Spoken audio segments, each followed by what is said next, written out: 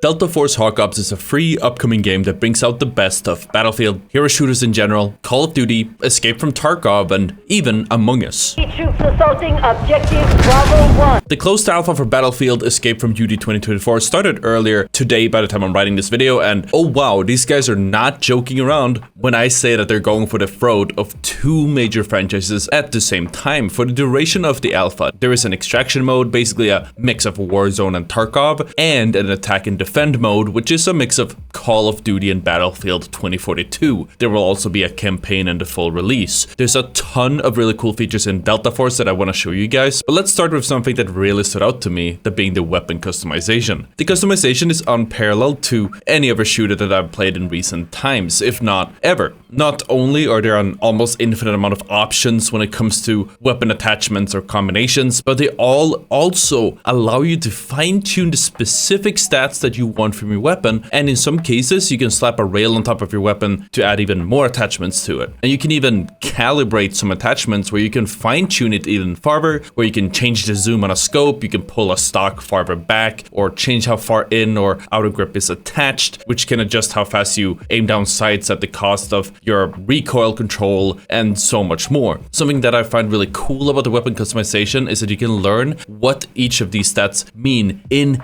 game with visual examples. If you have anything equipped, it will even show you how your gun will perform compared to stock. There's also a firing range, and it does something that I haven't really seen any other game do so far, at least with customization to this degree. Not only can you modify the health of the firing dummies and all of that fun stuff, but you can actually customize your weapon and try it out in real time as you go along. So combining all of the different attachments on the 45 different weapons that you can choose between will let you use any weapon the exact way that you want to. And that is just amazing. But I mentioned that this game is a hero shooter as well, and that's because there are 6 different operators at the time of the alpha, and they all work in different ways. There's D-Wolf. He goes fast. His main ability lets him boost up his legs and start running really fast. His second ability lets him shoot free explosives that deal a decent amount of damage to enemies, and the third ability is a smoke grenade. He's also the only operator in the game that can do a run slide. There is Wang. His main ability is a grenade launcher that knocks down on enemies that are hit near the explosion. The second ability is actually, in my opinion, the main ability of his kit. It is a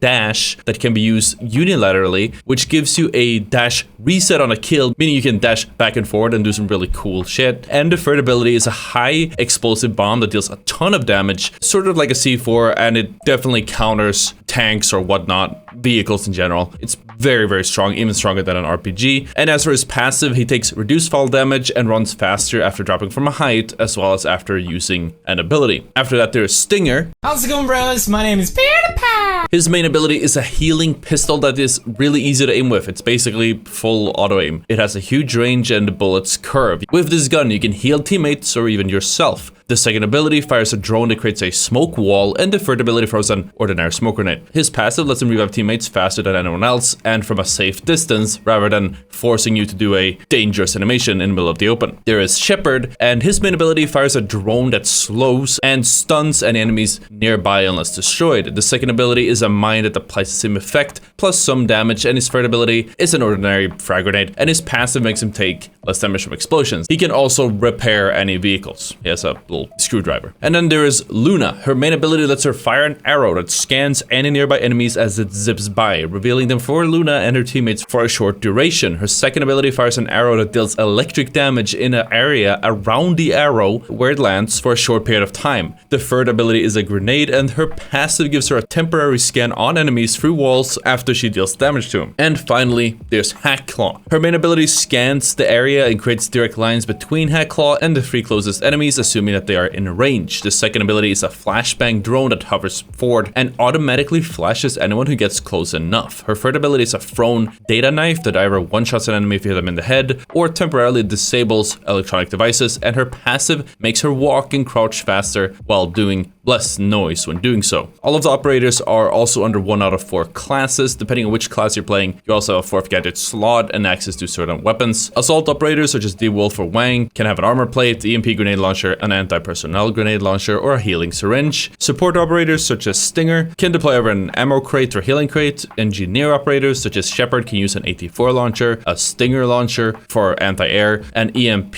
grenade launcher, a javelin launcher, and an active denial system, which is basically like a trophy. And recon operators can use either a respawn beacon for the teammates or themselves, or a laser indicator that helps with target marking. And as I mentioned previously, it's worth noting that not every weapon is available to every class in the battlefield mode, which honestly probably is for the best, because otherwise you'd see some really strong combinations, such as D-Wolf with an SMG, or even Wang. They'd just be dashing all over the place, sliding all over the place. As you could guess, these operators will have different strengths and weaknesses, and some will be more suitable for the extraction mode, while others will make more sense to use in the battlefield mode. So let me tell you more about these modes, and I'm going to tell you right now, both are really fun.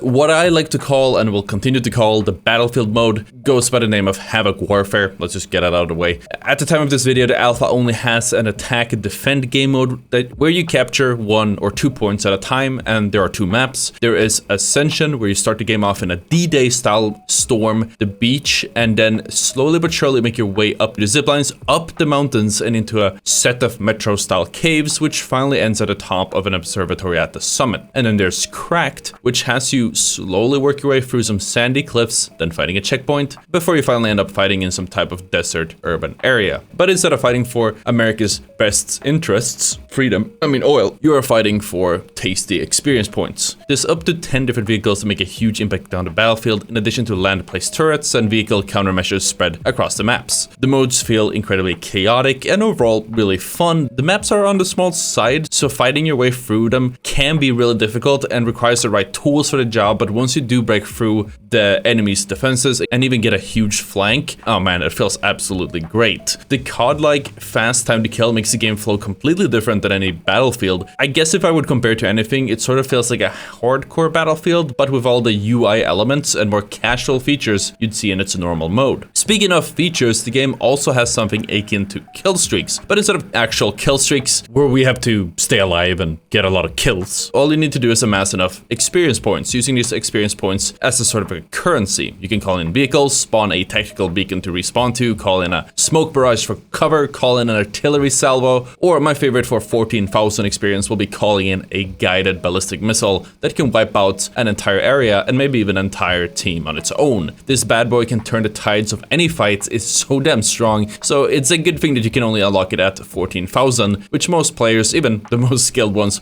won't reach until the final stages of the game.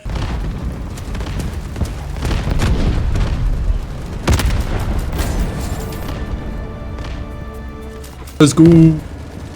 As for Havoc Warfare, there's also a ranked mode, which makes the matchmaking a bit tighter and the game's more competitive, though it is too early in the game's or alpha's lifespan to really feel the difference just yet. Overall, Havoc Warfare is super fun and a great way to get used to the gunplay and overall feel of the game. After getting some games into Havoc Warfare, I feel a lot more confident in heading into the extraction mode and putting my gear on the line, and that mode goes by the name of Tactical Turmoil. Tactical Turmoil, or the extraction mode, brings a more arcadey spin to the extraction shooter that we all know and love with Escape from Tarkov. At the time of the alpha, there are 2 maps, Zero Dam and Lolly Grove. You have access to your base or hideout known as the Black Site in between missions, where you can walk around and goof off in if you want a more immersive experience, but everything that you need will be available through the menus. There's an auction house, there are missions and quests, a stash that you do need to manage and sort, and so much more, including a gunsmith that features the same customization that you see for the Battlefield mode, though obviously in this case you'll need to either find items you want to get or purchase them from a trader or the auction house for a pretty penny. I mean, getting the best stats for a gun will add up really quickly. And since this is an extraction shooter, this also means that any weapons or equipment you bring into the mission will be lost if you die. So this adds an additional level or value to the equipment you get. You might not want to gear a weapon up all the way, since there is a risk of losing it. And that really sucks after you've sunk so much time and money into carefully upgrading it. As far as I know, there doesn't seem to to be any type of insurance like they have in Tarkov, so if you die, there is absolutely no way you're getting your equipment back. Other than running missions and killing NPCs across the map and fighting other players or just running around looting, the main objectives for the extraction mode seems to be trying to unlock these safes or laptops by playing their own minigames. The minigames are actually kind of cool, and if you get good enough, you can probably learn how to clear them super fast without that much risk of getting caught with your pants down. That being said, at least for Zero Dam, most of the good loot seems to be locked behind closed doors, and in order to get into these rooms, you'll need to get some keycards. Since I don't have any keycards, I won't be able to get to the best loot just yet. Overall, extraction revolves around getting as much money as possible while completing missions at the early phase, and just like Tarkov or any other extraction shooter, you obviously want to get your equipment as good as possible, and then you can start hoarding valuables. That being said, while the menus are a bit overwhelming at first, they do a great job of getting you back into the mission as soon as possible. Once you finish a mission, you'll be able to quickly empty your bags into a stash, and once you go into a mission, the game will let you choose what ammo, meds, and other equipment that you want to bring with you. You can even buy stuff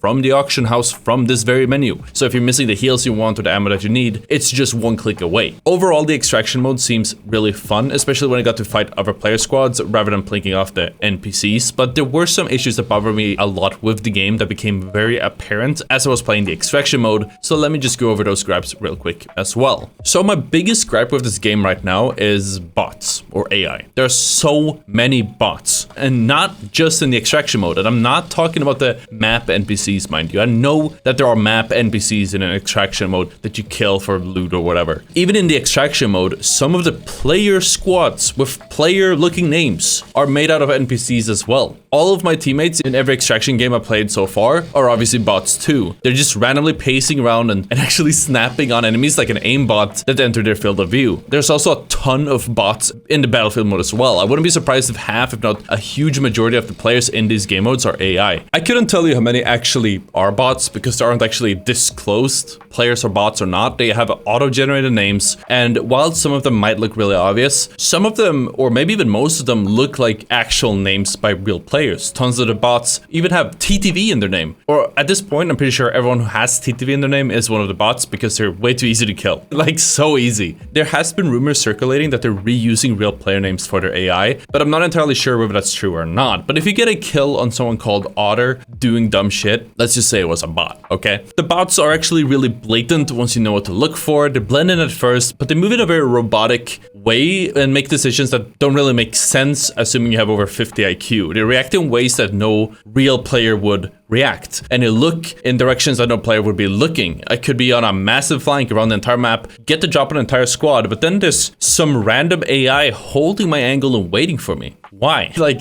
you shouldn't expect someone to come from there. Not to mention that the AI will always find a way to shoot you through smokes. So I'm just chilling in the smoke, laying down or whatever, and then suddenly get blasted straight through with perfect accuracy without being scanned or anything. Like, just don't play smokes if there's a lot of AI. And over time, you can really feel that something is wrong, and it gets a little bit hard to enjoy the game because it just feels like you're playing against NPCs the entire time. I mostly just dislike or even hate that it is undisclosed because it makes it really hard to know whether I actually am popping off or just killing bots. Obviously, you can kind of guess, but I'd rather not guess or doubt myself. I'd like to just be able to get a lot of kills and be confident in my abilities, right? It's a bit dishonest and becomes pretty immersion breaking. The game gets a bit hard to enjoy when I just feel like I'm fighting AI instead of players. Queuing up into the rank modes for either modes should apparently make this better, but they do take quite a bit to level up and reach, and you will still run into bots even when you're queuing into ranked. The netcode isn't exactly the best either. I have died when I'm an entire second around corners or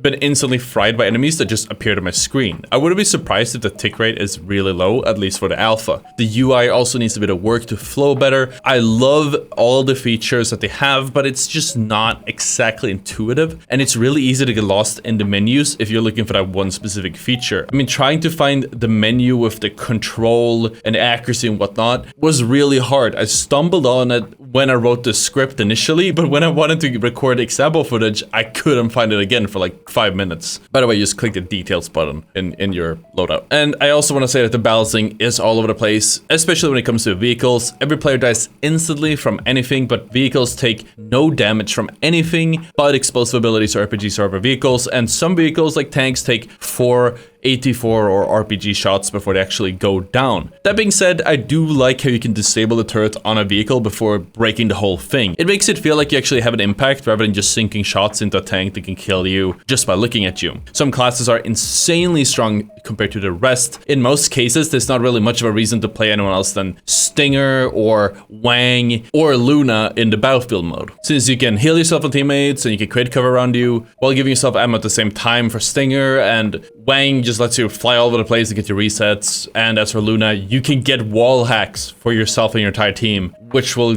make it so much easier to clear a point. And the other operators are fun, but they're not nearly as useful or self-sufficient when it comes to the battlefield mode specifically. Also, I want to say spawns are terrible whenever I spawn in a beacon or a teammate or the actual point, so where I shouldn't be in any danger. I will very often spawn into the line of sight on an enemy, and they were just gonna kill me when there's nothing I can even do about it. And obviously these are things that I expect to be finished for the next alpha or even beta test or even the full release, but I do want to bring it up just in case. And the whole AI and bot situation is a bit worrisome, but hopefully it's just a symptom of empty servers this early in the alpha rather than something nefarious down the line. As far as I know, the developers haven't commented on it just yet, so let's just hold off until we hear something or even learn more about how it's supposed to work. Odds are that the bot situation works just like in Fortnite, where there are bots in your first few games, but eventually it starts matching you against real players, so we're just gonna have to wait and see. I also have a small piece of feedback for the attack in the defend mode. Please don't instantly end the game as soon as the attackers run out of tickets. Let them try and clutch it up without respawns, and if they fail, they fail. And in most cases, they will fail, but it's really anticlimactic at the end of the game when there's like 20 or less spawns left, because you already know that the game is over, no matter what you do, no matter how much you have pushed. But overall, I'm having a blast playing the game. It takes me back to the great times playing Battlefield, Bad Company 2, and even a little bit of Tarkov. So if you guys have been itching for something new, make sure to give it a try either during the alpha, the beta, or at the full release, seeing as it's going to be a completely free game or a freemium game. Twitch drops are currently active, so if you want to get a key yourself, I will be streaming every once in a while on Twitch TV/Ottr. So I hope to see you guys there. Anyways, thank you so much for watching, and I'll see you all next time. Peace out.